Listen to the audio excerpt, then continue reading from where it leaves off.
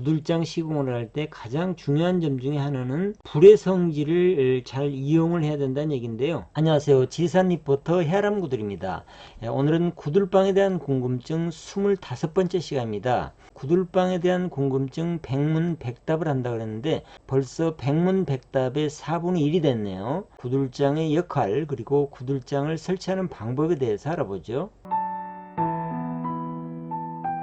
구들장은 고래뚝 위에 이렇게 덮어 가지고요, 열기나 연기가 지날 수 있는 고래를 형성하고, 그리고 방바닥을 이렇게 떠받치는 역할을 하죠. 보통 구들방하고 구들장을 같은 용어로 쓰시는 분도 계시는데 사실은 그게 이제 왜 그러냐면요, 옛날에 구들방을 놓을 때는 이 구들장을 구하는 것이 가장 어려웠을 겁니다. 보통 고래둑이나 이런 식은 담은 막돌하고 흙을 이용해서 적당하게 쌓았고요. 아궁이 역시 마찬가지 이 돌을 이용해서 쌓았고, 굴뚝도 적당히 만들었는데 구들장 돌을 구하기가 어려웠던 이유는 이렇게 넓고 큰 돌을 구하기가 쉽지가 않죠. 주변에서 이 구들장을 구하는 게 가장 어려웠습니다. 그래서 몇 년이고 구들장을 구해놨다가 구들장이 다 구해지면 구들방을 놓고 이렇게 했었죠. 그래서 옛날에는 구들장 판석도 자연석을 썼는데요. 자연석이라 그래서 다 좋은 건 아니고요.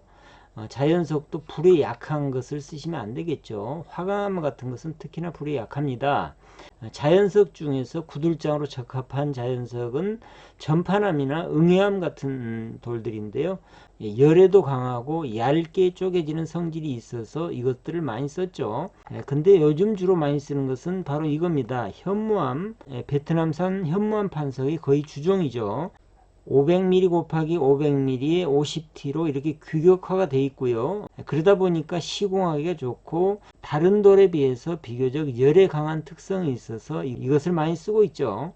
실제 시공에 있어서 구들장의 위치는 이 함실장, 이게 함실장인데요. 함실장 위에 이렇게 놓이게 되겠죠. 이렇게 놓이게 됩니다. 이것은 함실장이죠. 함실 위에 이렇게 함실장을 놓고요. 그 위에다가 이렇게 구들장을 넣는 형태로 시공을 합니다.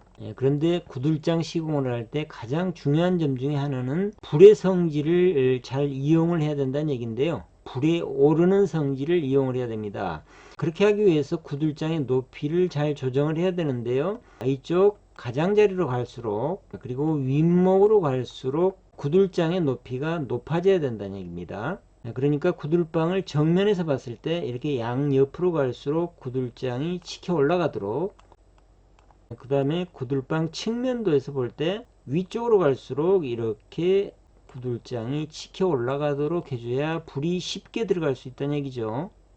아랫목하고 윗목 간의 높이 차이는 얼마쯤 두면 될까요?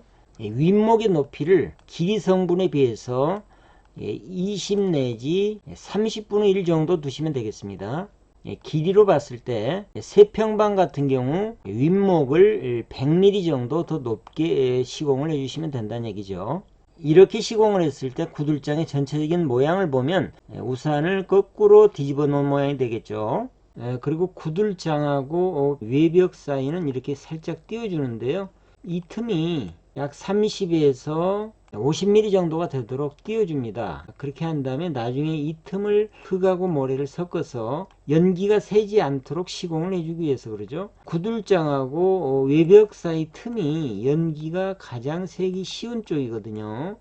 그래서 일부러 살짝 띄운 다음에 그 틈을 잘 메워주는 거죠. 오늘은 구들장에 대해서 알아봤는데요. 다음 시간에는 아궁이 문에 대한 문의가 많이 있으셔서 아궁이 문의 역할이나 아궁이 문을 어떻게 만들어야 될지에 대해서 알아보죠. 오늘 영상 유익하셨으면 구독, 좋아요, 댓글도 부탁드리겠습니다. 다음 시간에 뵙겠습니다.